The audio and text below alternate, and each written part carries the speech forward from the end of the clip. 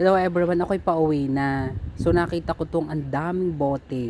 Alam nyo ba, yung mga malalaking boteng yan, talagang yan ay may presyo, 1.20 or 20 pesos na agad isang bote everyone.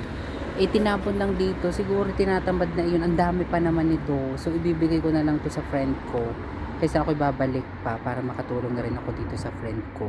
Yung mga bote, sayang, ang dami nito, grabe. Perang-pera na to everyone.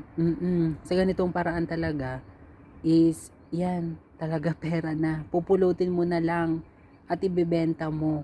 Ang dami na yan, siguro ang dami nitong yung mataas na Heineken, pero inyo 1.20 na agad po yung presyo ng isa.